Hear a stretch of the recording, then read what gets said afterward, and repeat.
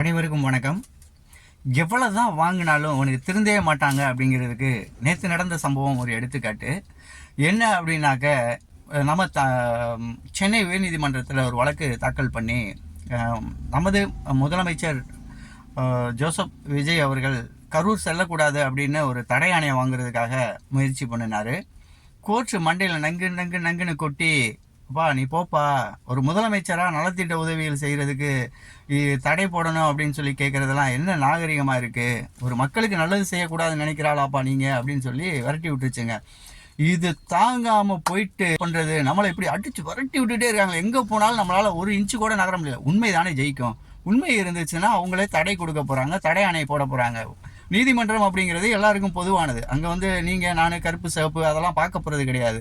அப்படி இருக்கும்போது அவங்க நம்ம முதலமைச்சர் சொல்கிறது மக்களுக்கான ஒரு நலத்திட்ட உதவி செய்யணும் அப்படிங்கிறதுக்காக அவர் கரூர் செல்லணும்னு இருக்கார். அங்கே பாதிக்கப்பட்ட மக்களை சந்திக்கணுன்ற எண்ணத்தில் இருக்கார். கிட்டத்தட்ட போன வருஷம் 12வது மாதம் நடந்த இந்த சம்பவம் அப்படிங்கிறது எல்லாரோட இதயங்களையும் அழியாத வடுவாகவும் ரணமாகவும் இருக்கக்கூடிய ஒரு நிகழ்வு. அங்கே இருக்க மக்களே எப்படா நம்ம முதலமைச்சர் வருவார், நமக்கு ஒரு ஆறுதல் சொல்லுவார், இன்னும் ஆறுதல் சொல்லலையே அப்படிங்கிற ஒரு ஏக்கத்தோடு இருக்கக்கூடிய மக்கள் அந்த நிகழ்வுக்கு அப்புறம் கூட சென்னைக்கு அழைத்து அங்கே இந்த மக்களை அங்கே அழைத்து இந்த 41 குடும்பங்களை சேர்ந்தவங்களுக்கு ஆறுதல் வழங்கி ரொம்ப கண்கலங்கி பேசின அந்த நிகழ்வுகள்லாம் நம்ம அன்னைக்கு பார்த்தோம். அப்படி இருக்கும்போது இன்னைக்கு அங்கே போகக்கூடாது, இவர் எப்படிப்பா போவார், இன்னும் அவங்களே முதலமைச்சராக இருக்காங்களோ என்னமோ நினப்பில் இருக்காங்களான்னு தெரில. பூனை கண்ணை மூடிக்குச்சுன்னா உலகமே இருட்டு அப்படின்னு நினச்சிட்டு இருக்காங்களான்னு தெரில. இவங்களெல்லாம் திருத்தே முடியாது அப்படின்றதுக்கு இது ஒன்று. இப்படி கொட்டு வாங்கினது உடனே ஆர்எஸ் பாரதி அவர்களே நான் கேட்குறேன், நீங்கள் உண்மையிலே அரசியல்வாதியா இல்லை புரோக்கரா? என்ன அர்த்தத்தில் செயல்படுறீங்க? ஒரு முதலமைச்சரோட செயல்பாடுகளை தடுக்கிற அளவுக்கு நீங்கள் என்ன அவ்வளோ தூரம் ஒரு கரெக்டான ஒரு மனுவை தாக்கல் பண்ணணும்? சின்ன பிள்ளை விளையாண்டத்தனமாக கோர்ட்டின் நேரத்தையும் வீணடிக்கிறீங்க, எல்லாரோட நேரத்தையும். அதாவது இப்போ எங்களை போன்ற தமிழக வெற்றி கழக உறவுகளான அண்ணன் விஜய் அண்ணனின் வருகையும் எதிர்பார்ப்பையும் காத்திருக்கிற கரூர் மக்களை போன்ற எங்களை போன்ற எதிர்பார்ப்பில் இருக்கிறவங்களுக்கு ஒரு திக்குன்னு எப்போ பாரு அப்படியே திக்குன்னே வச்சுருக்கீங்களேப்பா. அந்த திமுகன்றது தீய சக்தின்னு தெரியும், ஆனால் இவ்வளோ பெரிய தீய சக்தின்லாம் எங்களுக்கு தெரியாது. இது தாங்க முடியாமல் என்ன பண்ணுறாப்புல, நேற்றே அடிச்சு பிடிச்சி எப்படியாவது நிப்பாட்டியே பண்ண முடியாது, இவங்க எப்படா போவான் பார்ப்போம் அப்படின்ட்டு முதலமைச்சரை. இவங்களாம் உரிமையில் பேசுகிறவங்க. இவங்களுக்கு நம்ம மரியாதை கொடுத்து பேசணும்னு வைங்களே, நம்மளை மாதிரி லுப்த பயில எவனுமே இருக்க மாட்டேன். இவங்களுக்கு மரியாதைன்றதே கொடுக்கவும் கூடாது, அவங்கள்ட்ட எதிர்பார்க்கவும் கூடாது. ரெண்டுமே இல்லாத ஒரு தீய சக்தி யாருனாக்க இவங்க தான். சிபிஐக்கு மனு எழுதுறாப்புல, ஐயா இங்கே பார்த்தீங்கன்னாக்க நீங்கள் விசாரிச்சுக்கிட்டு இருக்கீங்க இந்த வழக்கை, ஆனால் ஆதவ அர்ஜுனா மற்றும் கட்சியில் இருக்கக்கூடிய நிர்மல்குமார் இந்த மாதிரி சம்மந்தப்பட்டவங்க கரூர் சம்மந்தப்பட்ட வழக்குகளை எடுத்து ரொம்ப தீவிரமாக பேசுகிறாங்க, வழக்கின் போக்கை திசை மாற்றுறாங்க, வழக்கே மாறி போயிரு போல இருக்கியா, நாங்களாம் ஒரு குத்தமும் பண்ணாதவங்க, நாங்களாம் உத்தம புத்திரங்கய்யா, நாங்கள் சாமி நம்பிக்கையே இல்லாதவங்க, சாமி மேலே சத்தியமாக நாங்கள் எதுவுமே பண்ணலையா அப்படின்னு சொல்லிட்டு ரூட்டை கொடுத்து ஒரு பெட்டிஷனை டெல்லிக்கு அனுப்பிச்சிருக்காங்க. டெல்லியில் இப்போ என்னன்னாக்க, டெல்லியில் எதுவும் நடந்துருமோ அப்படின்ற பயம் நமக்கெல்லாம் வரும் அப்படின்னாக்கா நிச்சயமாக வரத்தான் செய்யும். என்னென்னா, டெல்லி நிர்வாகமும் தமிழக முன்னாள் முதலமைச்சர் எம்எல்ஏவுமான ஸ்டாலின் அவர்களுக்கான நிர்வாகத்துக்கும் ஏதோ ஒரு உடன்பாடு ஏற்பட்டிருக்கு அப்படின்ற மாதிரி பேச்சுகள் சில மாதங்களாக அடிபட்டுருக்கு. சில மாதங்களாக இல்லைங்க, சில நாட்களாக அடிபட்டுக்கிட்டு இருக்கு. ஏன்னா நம்மளே ஆட்சி அமைச்சு 60 நாள் தான் ஆக போகுது. இந்த ஒரு நிகழ்வில் எதுவுமே செய்ய முடியலை. தமிழக வெற்றி கழகத்தின் வளர்ச்சி அப்படிங்கிறது மிகப்பெரிய வளர்ச்சியாகவும் இமாலய வளர்ச்சியாகவும் மக்கள் பூரா அலையா எங்கே பார்த்தாலும் சரி தமிழக வெற்றி கழகம்னு இணைகிறதையும், மாற்று கட்சியில் இருக்கிறவங்க தன்னெழுச்சியாக இணைகிறதையும், குதிரை பேரம் ஒட்டக பேரம் எங்களெல்லாம் ஏமாற்றி எங்கள் கட்சியில் இவங்க கட்சியில் இருக்க எம்எல்ஏ பூரா பார்த்தீங்கன்னாக்க 5 வயசு பப்பாங்க, அவங்களுக்கெல்லாம் ஒன்றுமே தெரியாது. அம்மா பாப்பா கேட்ச கேட்காம ஓடி போன லபர்ஸ் மாதிரி கம்ப்ளைண்ட் பண்ணிட்டு இருக்காங்க. அறிவு வேணாமா? அவங்க சுயம்பா முடிவெடுத்து தமிழக வெற்றி கழகத்தில் உங்களால் பெற்ற வெற்றியை கூட ராஜினாமா பண்ணிட்டு ஒரு ஆளாக தனிமரமாக இணைகிறாங்க. இந்த 4ஆம் தர அறிவு கூட இல்லைன்னா நீங்களாம் என்ன அரசியல்வாதி? இந்த வழக்கு எப்படி கோர்ட்டில் நிற்கும்னு நினைக்கிறீங்க?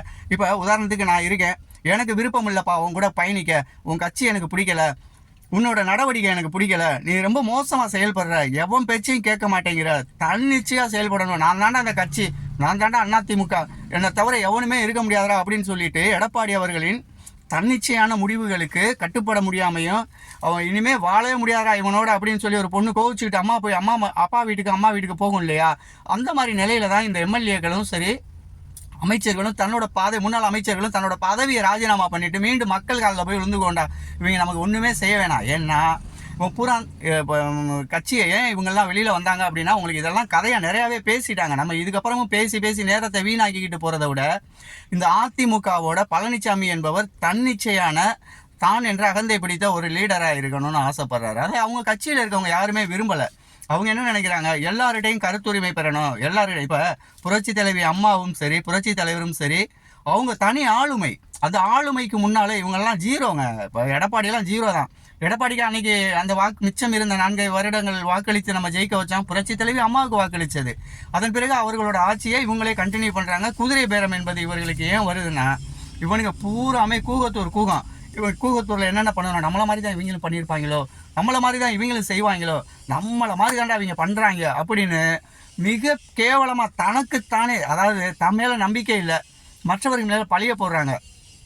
இதே அமைச்சர்கள், முன்னாள் எம்எல்ஏக்கள் எல்லாருமே ஒன்றா இருக்கும்போது அதிமுக என்ன கேட்டாங்க, கட்சியை ஒன்றிணைக்கணும்னு தான் கேட்டாங்க. ஏன் நம்ம அண்ணன் செங்கோட்டையன் கூட ஏன் பிரிஞ்சு வந்தார், கட்சியை ஒருங்கிணைங்க, கட்சி அதெல்லாம் பாலதாளத்துக்கு போய்கிட்டு இருக்கு. நம்ம இது வரைக்கும் 12 தோல்விகளை சந்திச்சிருக்கோம். இதுக்கு மேலே தோல்வி அப்படிங்கிறது அதிமுக வரலாற்றில் இல்லாத ஒன்று. அதனால மறுபரிசீலனை பண்ணுங்க ஐயா அப்படின்னு பழனிசாமிகிட்ட கோரிக்கை வைக்கிறாரு. கட்சியை விட்டு நீக்கிறாரு. இவரா நீக்குனாக்கா அது பெருமையா, ஓயா அவனை பிடிக்கலையா, உனக்கு நான் டைவர்ஸ் கொடுக்குறேன், அவங்க அச்சு எனக்கு வேணாம் அப்படின்னு சொல்லிட்டு வெளியில் வந்தாக்க குதிரை பேரமா. இல்லை ஊழப்பல்லாம் இருந்துக்கிட்டு ஆட்சி நடத்துகிறேன், கட்சி நடத்துகிறேன்னு சொல்லிட்டு எங்கள் தலைவர் மேலே எதுக்கிட்டா பொய்யா புகார் கொடுத்துட்ருக்கீங்க. உன் கட்சியில் இருக்கிறவங்க, உன் குடும்பத்தில் இருக்கிறவங்கள உன்னால் அடக்கி வைக்க முடியல, உன்னை பிடிக்கலைன்னு வெளியில் வர்றவங்களுக்கு எங்கள் தலைவர் என்ன பண்ணுவார், அது ஓன் பாடு, ஓன் கட்சி, நீ தான் முடிவு எடுத்துக்கணும். இதை கொண்டு போய் டெல்லியில் கொண்டு போய் மனுவாக போட்டிருக்காங்க. டெல்லி என்ன பண்ணுவேன், இப்போ இவங்க 3 பேருமே கூட்டணிங்க, பிஜேபி, அதிமுக, திமுக, இவங்க 3 பேருமே அண்டர் கிரவுண்டு டீலிங் வச்சுக்கிட்டு தமிழ்நாட்டில் எப்படியாவது தனக்கான இடத்த பிடிச்சிடணும்னு சொல்லிட்டு பிஜேபி அலையுது. அது உங்களுக்கு நல்லா தெரியும், எனக்கு எல்லாருக்கும், தமிழக மக்களுக்கே தெரியும், இந்தியாவுக்கே தெரியும். எல்லா மாநிலத்திலையும் பாருங்கள், கட்சி எங்கே வீக்காக இருக்கோ, அந்த ஸ்ட்ராங்காக இருக்கோ அந்த கட்சியை உடைக்கணும். அதுக்குள்ளே 2-3 பிஜேபியை உள்ளே திணிக்கணும். அதுக்கப்புறம் இவங்க ஆட்சி அமைக்கணும். 2 எம்எல்ஏ ஜெயிச்சிருப்பேன் பிஜேபியில், டபக்குன்னு பார்த்தா அந்த முதலமைச்சர் ஆயிடுவாங்க. மிச்சம் 40 பேர் 50 பேர் 100 பேர் ஜெயிச்சு வச்சிருக்க இந்த எம்எல்ஏ பூரா அவங்களுக்கு ஒத்தடிமையாக இருக்கணும் பிஜேபி கிட்ட. இதுதான் பிஜேபியோட மாஸ்டர் பிளான். அப்போ இவங்களுக்கு சப்போர்ட்டாக இருக்கிறதுக்கு என்ன பண்ணோம் அப்படின்னா, இந்த வழக்கை நம்ம வெற்றி தலைவர் விஜய் அண்ணாவுக்கு எதிராக திசை திருப்புமா, இதனால நம்ம தலைவர் கரூர் போகிறது பின்னடைவு ஏற்படுமா அப்படின்ற ஒரு சந்தேகமும் பயமும் ஏற்பட்டிருக்கு. சரி ரைட்டு, இது இப்படியே போட்டோம். இன்னொரு சந்தோஷமான செய்தி, இவங்களை திட்டிகிட்டே இருந்தோம்னா நமக்கு நேரம் போகிறது தெரியாது, வருஷம் பூரா திட்டலாம், அம்புட்டு கிடக்கு.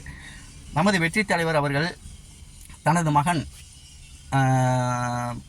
திரைப்படம் ஒன்று திரைக்கு வர காத்திருக்கு இல்லையா, அது வந்து இந்த மாதம் 31ஆம் தேதி திரைக்கு வர்றதா இருக்குது. அதுக்கு முன்னால் ஒரு இசை வெளியீட்டு விழா நேரு உள் விளையாட்டு அரங்கில் நடத்துகிறதா ஒரு பிளான் போய்கிட்டு இருக்கு. இது அதிகாரப்பூர்வ தகவல் இல்லை, அரசல் புரசலாக நமது காதுக்கு வந்த செய்தியை உங்களுக்கு தர்றோம். இது என்ன அப்படின்னாக்க, இந்த ஒரு நிகழ்வில் நமது முதலமைச்சருக்கு அழைப்பு விடுக்கப்பட்டிருக்கு. தனது மகனான சஞ்சய் அப்பாவை அழைச்சி அந்த நிகழ்ச்சியை நடத்தணும் அப்படின்னு நினச்சிருக்காரு. அது இன்னொரு பெரிய சந்தோஷமான விஷயம் என்ன அப்படின்னாக்க, நமது அந்நியாரும் அங்கு கலந்துக்கிறாங்க. நமது வெற்றி தலைவர் விஜய் அண்ணாவின் குடும்பம் ஒன்று சேருது.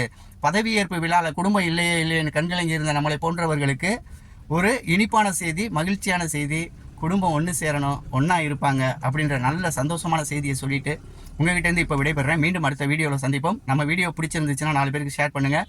நிச்சயமாக வீடியோவில் இருக்க பதிவுகள், உங்கள் கருத்துக்கள் வரவேற்கப்படுகிறது. கமெண்ட் பாக்ஸில் மறக்காமல் சொல்லுங்கள். லைக் பண்ணிக்கோங்க. கூடவே அந்த ஹைப் ஒன்று இருக்குது, அதையும் கொடுத்துக்கோங்க. நன்றி, வணக்கம்.